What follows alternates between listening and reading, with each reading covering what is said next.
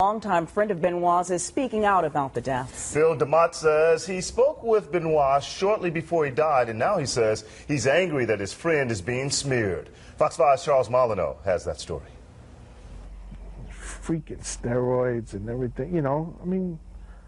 Bill DeMott says he was perfectly satisfied to quietly wait and watch the investigation into the deaths of Chris Benoit and his family, but has gotten angry over media coverage and numerous public comments about the case. It's a tragedy, but using it for a limelight or a soapbox or to get your 15 seconds of fame to say, oh, I knew it, nobody knew.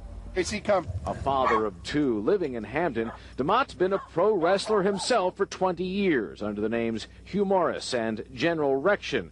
He was, he says, a close personal friend of Chris Benoit, who lived just a few minutes away. He says the relentless dwelling on Benoit's pro wrestler persona, his steroid use, and implication that steroids drove him to murder are intruding on an already painful family tragedy.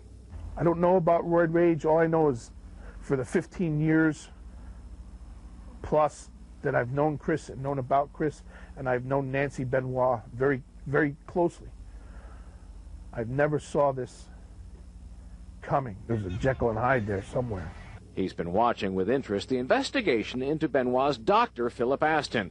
DeMott says he's never met him and expects him to pay for any impropriety. But he says Benoit, his family, and his colleagues in the world of pro wrestling are getting smeared anew with distorted stereotypes.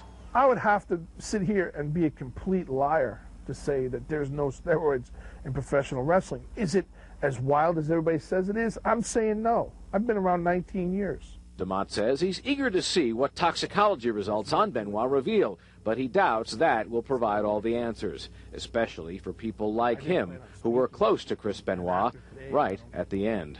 Friday morning he called me before all this happened. If I would have gone for that beer, you don't know what would have happened. So everybody's dealing with a lot of different things. As the impromptu flower display outside the Benoit's house continues to grow, DeMott says this is what the story is all about. 3 people who are now gone. Not, he says, pro wrestling, steroids, or drugs. Questions, he says, are for the professionals to figure out. In Fayetteville, Charles Molyneux, Fox 5 News. DeMott says his family and the Benoits were always close, and he never had any concerns having Benoit around his own children.